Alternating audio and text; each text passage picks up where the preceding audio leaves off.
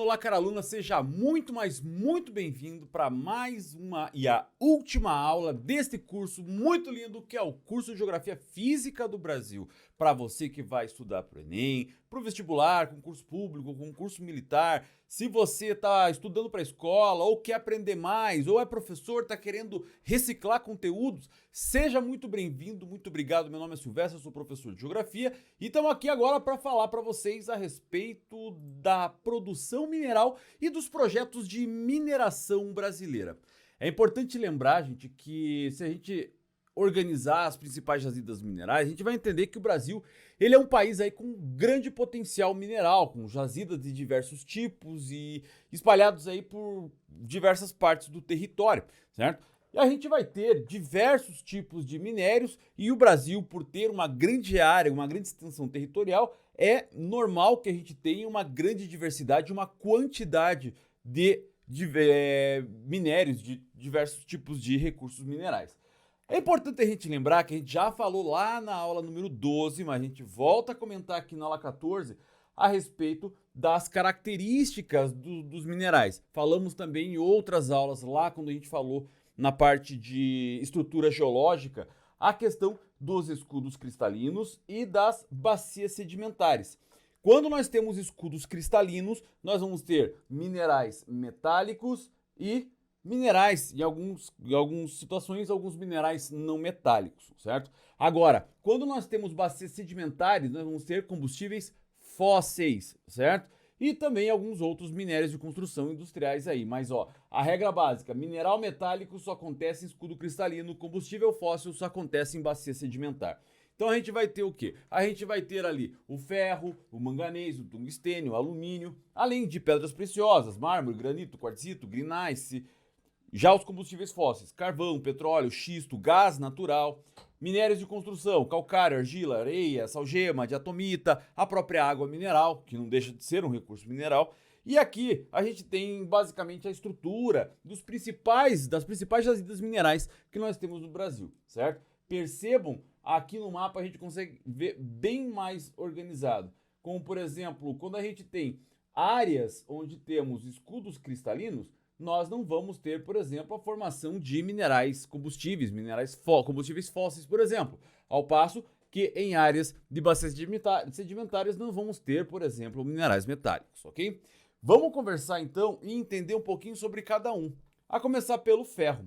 Gente, de todos os minerais, o ferro é o principal recurso mineral do Brasil, certo? Ele é controlado por diversas multinacionais do Brasil, certo? Ele é o principal mineral. Então ele tem a quinta maior reserva do mundo, certo? E ele é concentrado principalmente nas regiões como o quê? Como o quadrilátero ferrífero e a Serra dos Carajás, por exemplo. Que eu vou falar um pouco mais sobre cada uma delas já já, ok? A Vale, a Companhia Vale do Rio Doce, que na época, lá até a década de 90, ela era uma estatal, era uma empresa do governo federal. Hoje ela é privatizada, certo? Ela é a empresa responsável aí, principalmente pela exploração do minério de ferro, exportando principalmente pelo Porto de Tubarão, no Espírito Santo, e pelo Porto do Rio de Janeiro, ok? O destino principal desse material do ferro, gente, principalmente aí é Japão e União Europeia, principalmente o Japão e a União Europeia, que acabam recebendo bastante. Claro, a gente tem também uma parte desse material que acaba indo para a China, certo? Já o mercado interno, a produção, o consumo interno desse mineral, ele corresponde a cerca de 40%. Vou até colocar aqui, ó, 40% consumo interno, ok? A exploração desse minério, gente, ele está sofrendo diversos desafios aí, como falta de fonte de energia de carvão, certo? Que é bastante complicado, ele é impuro na região de Santa Catarina, por exemplo, e para solucionar esse problema, a queima da vegetação nativa acaba sendo aí uma opção adotada, claro, acaba gerando também problemas ambientais, certo? É importante lembrar também que nós temos algumas situações complicadas, principalmente na extração do ferro, seja do manganês, por exemplo, principalmente na região de quadrilátero ferrífero, quanto àquela questão dos impactos ambientais e de todo o processo, a preocupação com os rejeitos que acabam tendo esse minério aí e como é que ele pode ser protegido para evitar qualquer tipo de problema, certo? Bom, Aí a gente vai ter o manganês. O manganês, pessoal, é detentor da quinta maior reserva do mundo. O Brasil acaba sendo detentor da quinta maior reserva do mundo de manganês e ocupa a terceira posição, gente, no ranking dos maiores produtores. Ou seja, a gente produz, a gente é o terceiro maior produtor e tem a quinta maior reserva, certo? As maiores áreas dessas reservas aí, pessoal, elas vão estar na Serra do Carajás, Maciço do Urucum e Quadrilátero Ferrífero, certo? Um destaque especial é dado para o estado do Amapá, certo? Por quê? Porque ele tem uma exploração diferenciada aqui, pessoal. Como assim, Silvestre? Uma exploração diferenciada? Sim, a gente vai ter na região do Amapá uma área conhecida como Serra do Navio, que é uma das principais áreas de exploração de manganês. Ele não chega a ser um grande projeto de mineração, mas ele é aí uma região muito importante na exploração do manganês do Brasil também, certo? A produção de toda essa região, gente, seja lá da Serra do Carajás, do Maciço do Urucum, do Quadrilátero Ferrífero também, e também da Serra do Navio no estado do Amapá, certo? Que, por exemplo, grande parte desse material ele já vai ser mandado para regiões dos Estados Unidos, por exemplo. Ele é enviado principalmente já direto para os Estados Unidos, principalmente nessa região da Serra do Navio. Claro que outras vão ser mandados aí para a região sudeste, para áreas de siderúrgica, por exemplo, ok? Bom, aí a gente vai ter a cassiterita, também conhecido como o estanho, ok? Galera, o estanho, ele já vai ter aí uma das 7% aí das reservas mundiais, certo? O estanho, ele é muito importante para quê? Para confecção de latas, de alimentos, bebidas, para componentes eletrônicos, certo? E ele é um recurso extremamente importante, tanto é que a Bolívia, um país que está aqui do lado da gente, é um país que sempre teve aí uma grande concentração, ele tem uma grande quantidade de produto desse recurso para poder ser organizado. Nesse sentido, nós vamos ter aí reservas no estado do Pará, do Amapá, Mato Grosso, Goiás, Minas Gerais, todos eles muito importantes para a produção de componentes eletrônicos, para a montagem de produtos, para a formação. Então ele é exportado muito, principalmente para a China, onde vão fazer os pequenos componentes eletrônicos e logo em seguida a gente continua organizando toda a produção em forma de montagem. Aí a gente vai seguir agora para a bauxita. Bom, já a bauxita, a gente vai ter uma característica muito importante, a produção de alumínio, na verdade. O Brasil tem aí 20% das reservas de alumínio, certo? Ele tem aí a terceira maior produção do país, ou melhor, do mundo, certo? E grande parte da região da produção da bauxita, que é esse minério que a gente retira o alumínio, ele acontece na região do estado do Pará, principalmente aonde? Na região do projeto Grande Carajás e do projeto Trombetas, onde para isso é necessário uma quantidade de energia elétrica muito alta para fazer a retirada. Porque, na verdade, o minério da bauxita, ele vai ter aqui pontinhos muito pequenininhos aqui, onde temos o alumínio.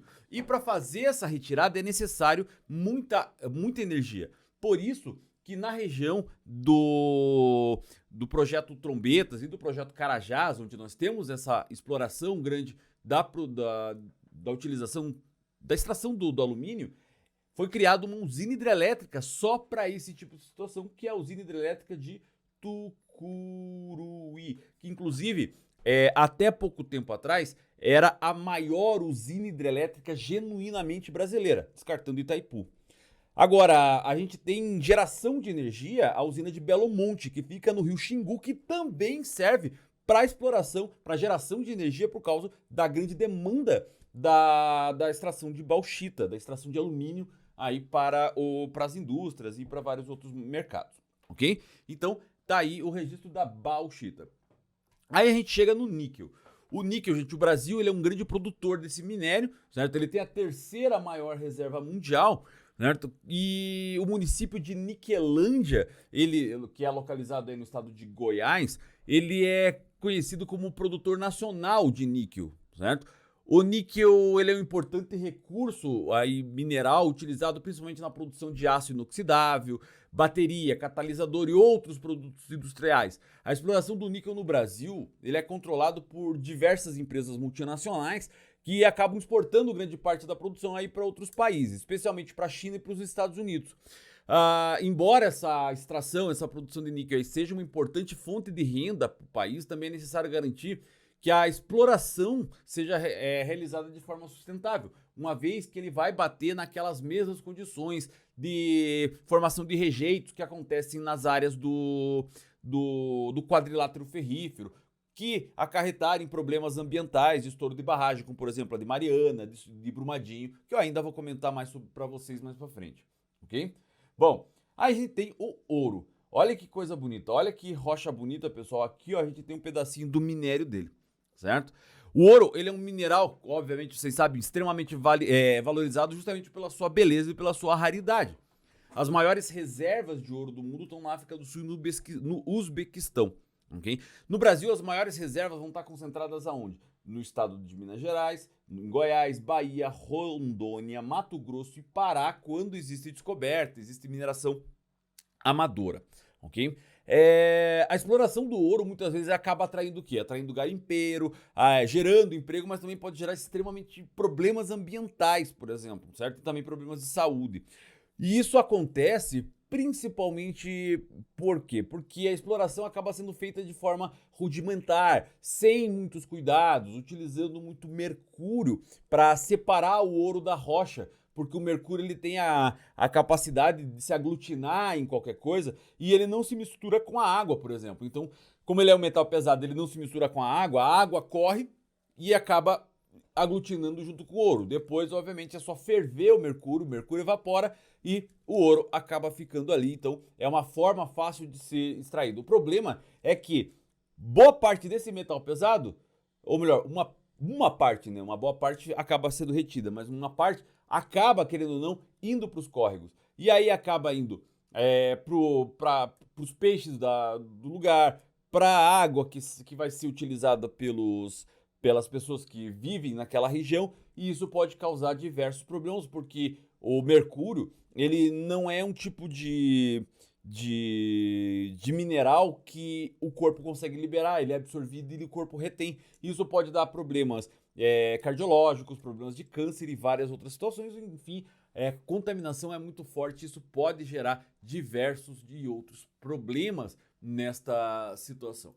Ok? Nesse sentido, então, é importante a gente tomar cuidado com essas condições, ok? Agora a gente vai para a parte aí do nióbio. Gente, o nióbio é importante a gente colocar que 96% da produção mundial de nióbio acontece no Brasil. Nossa, então para que serve o nióbio? O nióbio ele é muito importante na formação de ligas metálicas, tá? Eu vou colocar aqui, ó, de ligas metálicas. Ele é importante na produção de componentes de eletrônicos, principalmente processadores de computadores, porque ele tem um nível de condutibilidade elétrica semelhante a do ouro. E, obviamente, o nióbio é muito mais barato do que o ouro, por exemplo. Ok? Nesse sentido, se utiliza muito o nióbio aí em substituição ao ouro para fazer a condutibilidade elétrica de processadores de computadores, por exemplo.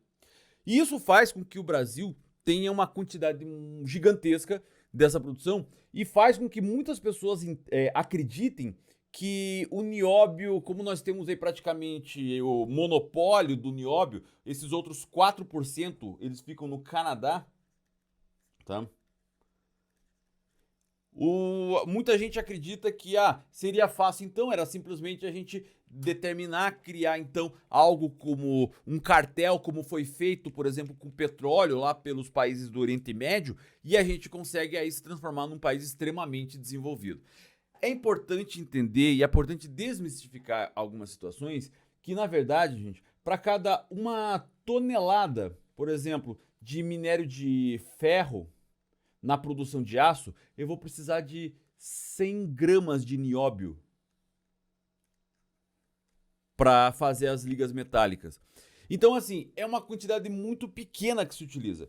E, obviamente, então, nesse sentido, acaba não sendo tanta coisa assim. O mundo não é tão dependente de nióbio nesse sentido. Ah, se vai ser, mas e na questão dos componentes eletrônicos? Gente, o nióbio ele tem uma alta condutibilidade elétrica, mas como eu falei, ele pode ser substituído pelo ouro. Tá, mas o ouro ele é muito caro, Silvestre. Sim, ele é caro. E existem alternativas ainda? Sim, o estanho, por exemplo. O estanho, ele também tem uma alta condutibilidade elétrica. Ele vai utilizar mais estanho do que o nióbio para fazer isso, mas ele pode ser facilmente substituído. Então não dá simplesmente. Se a gente parar de vender o nióbio para o mundo, a gente vai ficar chorando numa montanha de nióbio, porque ninguém vai precisar comprar, ninguém vai sentir falta disso. Se a gente colocar o preço lá em cima do nióbio, a galera simplesmente vai trocar o nióbio pelo estanho, certo? Então é importante desmistificar essa condição do nióbio, ok? É importante falar também que 60% de toda a exploração, a produção de nióbio do mundo acontece no município de Araxá, no estado de Minas Gerais, ok? Aí a gente vai pro cobre, pessoal, tá?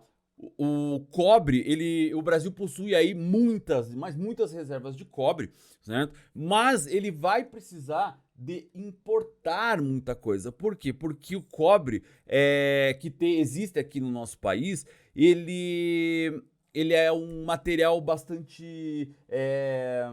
ele tem baixo teor do cobre, na verdade. As minas de cobre aqui no Brasil, ele tem pouquíssimo teor, o que acaba gerando aí uma necessidade de produção, certo? Principalmente para atender aí a nossa própria demanda de componentes elétricos, componentes eletrônicos, enfim.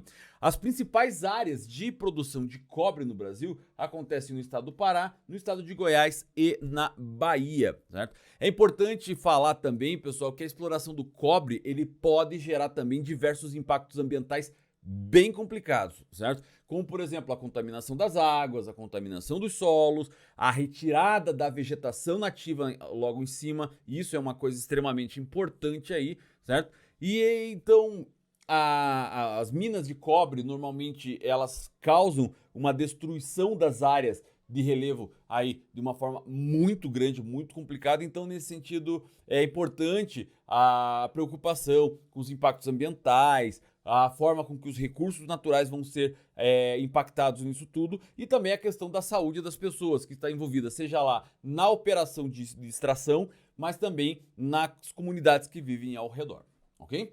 Bom, falamos aí sobre os minerais e agora vamos falar sobre os projetos de mineração muito importantes. Eu selecionei 4 principais projetos de mineração aqui no Brasil, que são o Projeto Grande Carajás, o Projeto Trombetas, o Maciço do Urucum e o Quadrilátero Ferrífero. A começar então pelo Projeto Grande Carajás. O Projeto Grande Carajás, ele surgiu, pessoal, lá nos anos 60, certo? Com a exploração da Companhia Vale do Rio Doce, que na época estava associada à United States Steel, que é o ferro dos Estados Unidos, vamos dizer assim, ok? Este ferro dos Estados Unidos acaba sendo aí uma importante situação. Em 1970, a Companhia Vale do Rio Doce, então, ele compra parte lá da US Steel e começa a implantação de um projeto nacional, um projeto nacionalizado, por exemplo, da estrutura da produção aí de mineração da região de Carajás.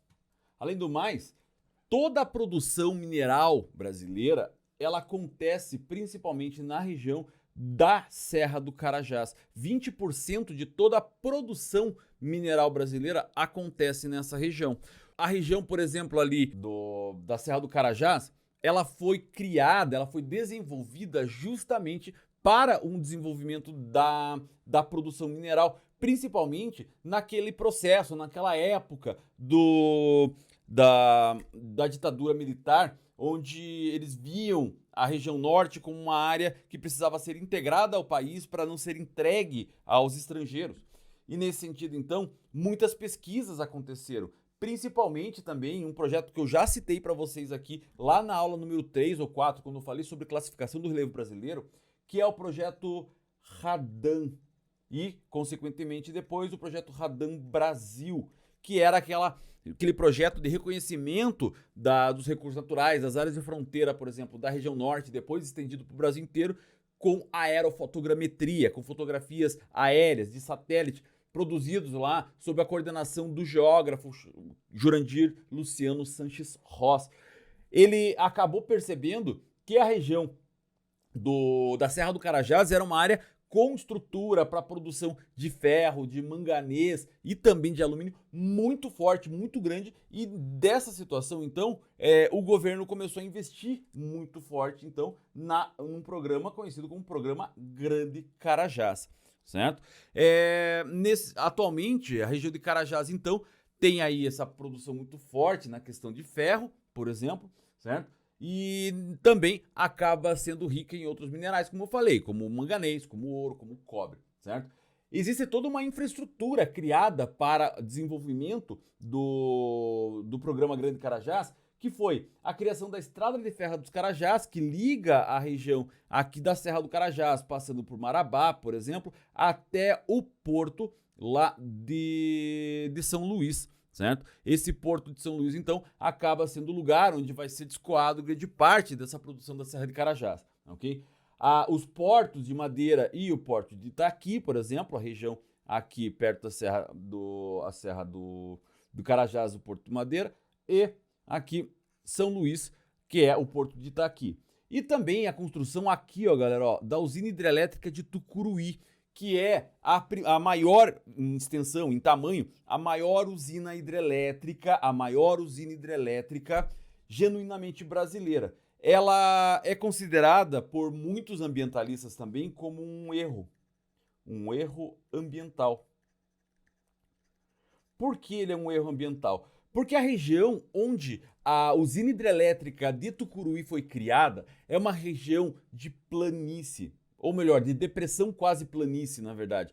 Então ele precisa de uma grande área de extensão de uma represa e gera-se pouca energia. Não é à toa que na região do rio Xingu, por exemplo, foi criado uma chamada usina a fio d'água, que é a usina hidrelétrica de Belo Monte, justamente para poder suprir aquilo que Tucuruí não conseguia gerar de energia e a necessidade, tanto para o projeto Grande Carajás, quanto para o projeto Trombetas, que eu vou falar para vocês já já, e também a questão de cidades importantes, como a questão de Macapá, de Belém, do próprio São Luís, de Santarém, Altamira, certo? São cidades extremamente importantes nessa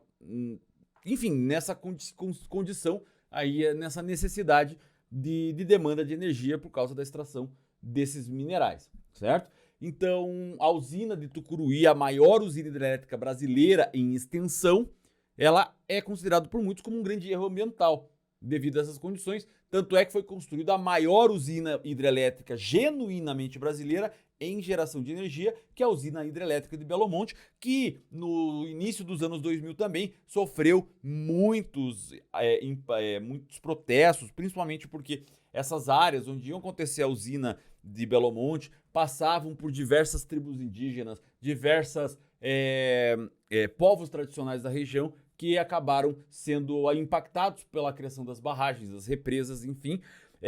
Mas é importante colocar que a usina hidrelétrica de Belo Monte ela tem um nível de desenvolvimento tecnológico muito forte, a ponto dela ser conhecida como usina hidrelétrica a fio d'água, porque ela precisa uma represa muito pequena para gerar uma grande quantidade de energia, ok? Aí a gente tem o projeto Trombetas, que ele fica na região aqui, ó, do noroeste do estado do Pará.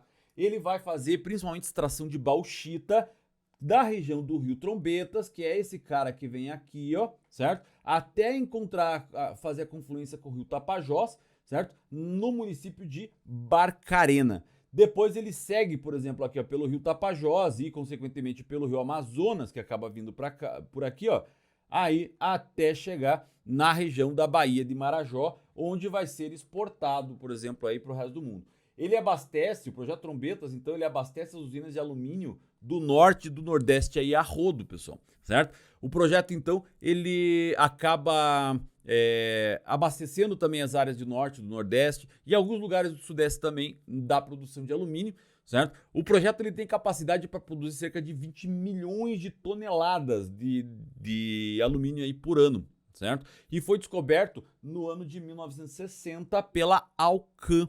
Certo? Atualmente o projeto ele é controlado por uma holding conhecida como Mineradora Rio do Norte, Sociedade Anônima, onde tem algumas empresas muito importantes, como por exemplo 40% da Aluvale, que é a subsidiária da Companhia Vale do Rio Doce para a parte de alumínio, 11% da Companhia Brasileira de Alumínio e outros 49% de diversas outras empresas estrangeiras que acabam pegando pequenas partes aí, e isso criou-se essa holding conhecida como Mineradora Rio do Norte.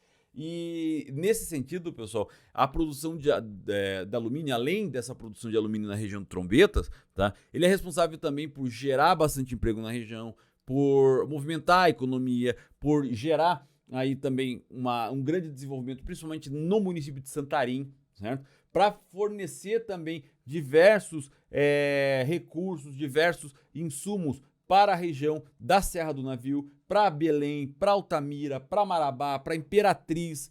Todas essas cidades acabam sendo, tendo essa necessidade também do projeto Trombetas aí funcionando muito bem. Bom, aí a gente vai lá para a região do Pantanal Mato Grossense, falar então do maciço do Urucum.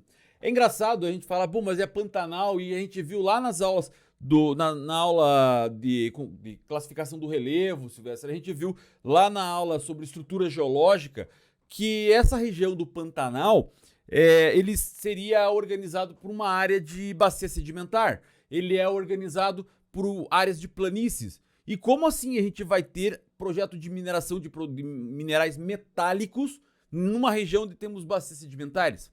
Aqui que está o pulo do gato. Bem na região entre Corumbá e Ladário, pessoal, nós temos um afloramento cristalino, que a gente costuma chamar também na parte de geologia, a gente costuma falar isso aqui que é um Inselberg. O que é um Inselberg, Silvestre? Inselberg é uma ilha de montanha, ou seja, toda a região ao redor acabou sofrendo um processo erosivo, mas aquela região, por ter uma condição de rochas magmáticas ou metamórficas de origem magmática, formou-se um afloramento cristalino ali que foi bastante resistente ao processo erosivo ao longo dos tempos. Logo, ele acaba tendo esse afloramento e ali sim um pequeno ponto, mas muito importante para o país, é uma área aí de extração de diversos produtos, como por exemplo o manganês, certo? Nessa região, e ferro também, certo? A produção do minério do maciço do Urucum, gente, ele é principalmente restrita ao mercado regional, principalmente pelos países do Mercosul. Então, o porto fluvial de Corumbá, por exemplo, acaba sendo aí a principal via de escoamento de produção, mandando então os produtos minerais para o Paraguai, para a Argentina, para o Uruguai e também para regiões do Sudeste via hidrovia Tietê-Paraná, por exemplo, onde acaba vindo pelo porto de Corumbá, pegando aqui ó, o rio Paraná, por exemplo, vindo aqui, ó, subindo e entrando aqui ó, pelo rio Tietê, por exemplo, até chegar na região ali do entroncamento ferroviário, por exemplo. Eu falei aqui do Paraná, aqui ó, rio Tietê aqui ó, tá? Até a região do entroncamento ferroviário, onde vai ser escoado aí, seja por ferrovia ou por própria rodovia, para o porto de Santos. Aqui, gente, aqui é o rio Ivaí, tá? No estado do Paraná. Não faz sentido nenhum o que eu falei agora. Mas enfim, nesse sentido, nós vamos ter, então, a produção. Se bem que também temos indústrias que acabam utilizando de minérios aqui, ó, vindo lá do maciço do Urucum, também nessa região do Noroeste, principalmente na cidade de Maringá, no estado do Paraná, e também em Campo Mourão, onde temos diversas indústrias, cooperativas agroindustriais na região, onde vão precisar de minerais aí para abastecer as metalúrgicas, que vão criar as latas, os produtos para ser aí feito toda a produção industrial de alimentos que é feita aí nessa região noroeste do estado do Paraná, certo? Só a gente erra, mas também a gente aproveita para dar mais aula aqui. Além dessa situação, gente, é importante colocar também que essa atividade de mineração ela é controlada por uma holding conhecida como Urucum Mineração Sociedade Anônima. E ela tem 3 principais acionistas, que é a Rio Tinto, que também é uma holding de diversas outras empresas do Reino Unido de mineração, a Companhia Vale do Rio Doce, e a principal acionista do maciço do Urucum, do Urucum é a JIF Mineração, que também é aquela mesma empresa que controla a JBS, que é da parte de frigorífico, do Wesley e do Joesley Batista, por exemplo, que tiveram um monte de problemas aí já com a Receita Federal ao longo de muito tempo. Enfim, essas empresas então, que também faz parte do grupo da JBS, acaba sendo a principal acionista da Urucum Mineração, ok? A atividade de mineração nessa região, pessoal, ela acaba, obviamente, atraindo bastante emprego, movimentando a economia, mas, claro, a questão de todo o problema, de toda a condição dos recursos, enfim, ali, acaba podendo gerar problemas e impactos muito fortes, certo? Por isso que é importante a gente sempre tomar cuidado com a questão ambiental, beleza? Bom, aí a gente chega no quadrilátero ferrífero. Ele é a região, o sítio mineralógico mais explorado do Brasil. Ele é a segunda maior reserva mineralógica, principalmente de ferro e manganês, certo? Mas ele é o mais explorado porque ele já se utiliza aí ao longo de muito tempo, certo? Ele é responsável aí por 70% de toda a produção nacional de minerais, galera, certo? Principalmente minério de ferro. É também o maior produtor de manganês e de ouro na região, certo? A região ele vai estar localizada numa região chamada de quadrilátero ferrífero, onde nós temos aí diversas cidades metropolitanas de Minas Gerais, certo? Que vai ter ali cidade de Sabará, por exemplo, de Santa Bárbara, de Nova Lima, Itabirito, Congonhas, Mariana, Ouro Preto, né?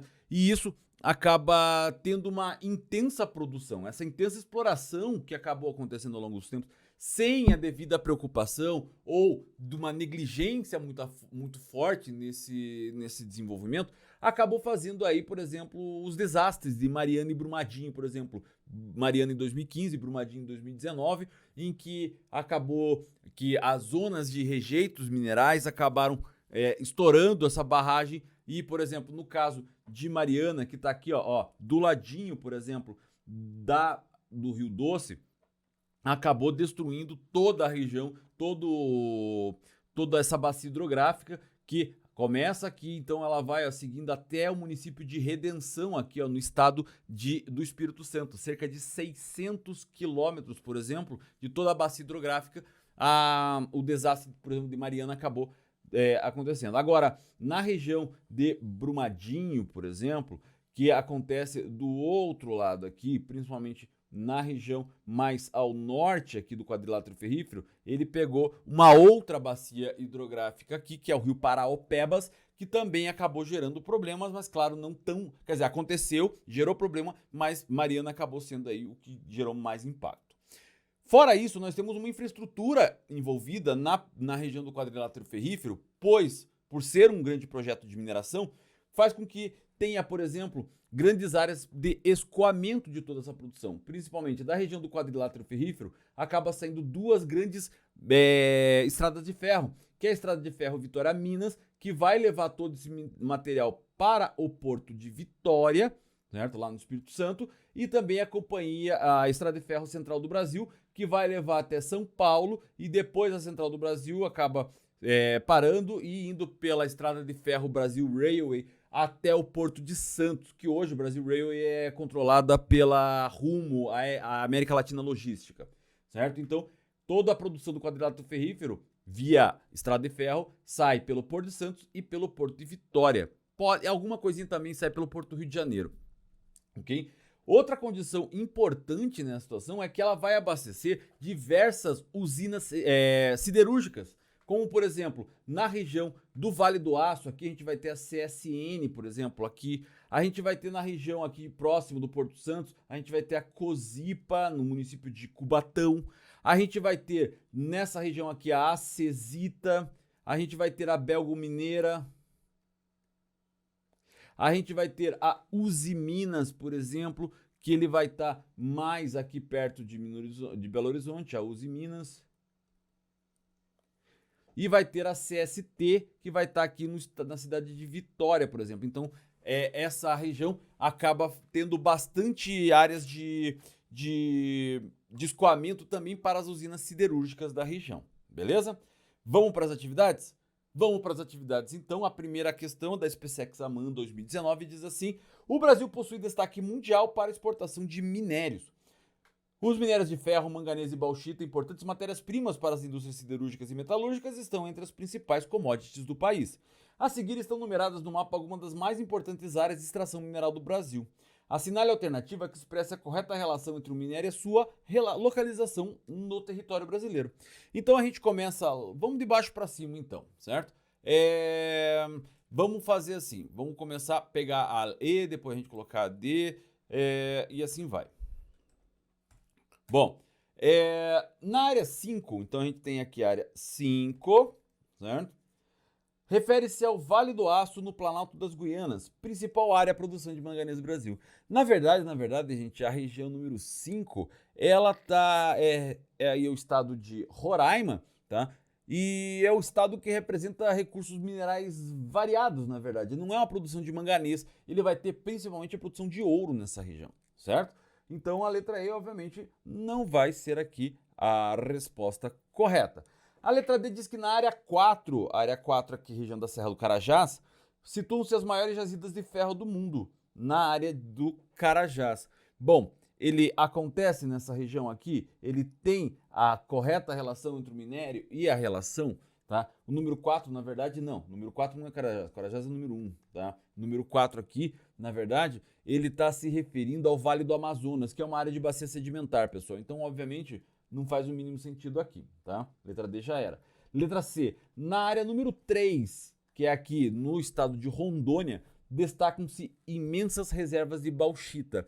A área 3, pessoal, ele se relaciona, ele se destaca na extração de cassiterita. Veja lá no mapa, do primeiro mapa que eu coloquei, vocês vão ver que existe uma região ali do estado de Rondônia e parte do estado do Amazonas, onde temos uma grande extração de cassiterita, ok? Então, neste caso aqui, a letra C já era. A letra A número 1 refere-se à extração de ferro no quadrilátero ferrífero. O número 1 é Serra do Carajás. O quadrilátero ferrífero seria aqui no estado de Minas Gerais, que nem está marcado, diga-se de passagem, ok? Então, a letra A já era, sobra a letra B. Na número 2... situa-se uma das maiores reservas de manganês do mundo no maciço do Urucu, no afloramento cristalino entre Ladário e Corumbá, no estado de Mato Grosso do Sul. A resposta correta, então, aqui é a letra B, ok? Vamos para a questão número 2. O Enem 2018, questão de somatória, então cada questão é uma questão à parte. Vamos lá, a respeito da ocorrência, da localização, das características e dos usos dos recursos minerais catalogados no Brasil, assinale o que for correto. Então, temos ali, primeiro, a Serra do Carajás, do estado do Amazonas. Já errou, né? Enfim, é onde se localiza a principal reserva de nióbio do Brasil. A principal reserva de nióbio do Brasil tem em Araxá, certo? Do estado de Minas Gerais. Então, aqui a gente já desconsidera a número 1, por duas situações. O Carajás está no Pará e a principal reserva de nióbio do Brasil ele está no município de Araxá, ok? Questão do número 2. O alumínio de amplo uso na fabricação de latas é extraído do minério bauxita, ok? E a principal reserva do Brasil está localizada no Vale do Rio Trombetas, na região de Oriximiná, no estado do Pará. Certíssimo a número 2. 4. Em algumas regiões do Brasil, a extração de ouro ainda é feita de forma manual em locais conhecidos popularmente como garimpos. E sim, continua sendo dessa mesma maneira, a número 4 é verdadeira. 8. As empresas de mineração que atuam no quadrilátero ferrífero, parte central do estado de Minas Gerais, extraem principalmente o minério de ferro. E sim, é a principal produção de minério de ferro do Brasil. A segunda maior reserva, mas é onde 70% de todo o ferro do Brasil extraído está aqui no quadrilátero ferrífero. Número 8 é verdadeira. 16. A ocorrência dos recursos minerais está diretamente ligada ao arcabouço geológico de uma determinada região. O que isso quer dizer, Silvestre? Isso quer dizer basicamente que áreas de estruturas de bacias sedimentares vão ter combustíveis fósseis. Áreas de embasamento cristalino vai ser áreas de minerais metálicos. É isso que o texto quer dizer, certo? A número 16 é verdadeira. Logo, 2 mais 4 mais 8 mais 16. A resposta dessa questão é 30. 30. Beleza? Próxima questão, questão de número 3, da IFPE 2017, diz assim: O Brasil é um dos maiores produtores e exportadores de recursos minerais e entre seus principais produtos estão minério de ferro, manganês e a bauxita, que são matérias-primas essenciais para vários ramos do setor industrial. Sabe-se que essa riqueza em reservas de minerais metálicos está diretamente atrelada à sua estrutura geológica. Diante do exposto, observando a imagem abaixo, podemos afirmar quanto aos recursos minerais brasileiros que... E aí a gente tem ali a número 3, diz lá... Na Serra do Carajás encontra-se uma das maiores reservas de minerais metálicos do mundo, responsável pela maior produção do país. A maior produção mineral do país está no quadrilátero ferrífero, certo? Então a letra A já era.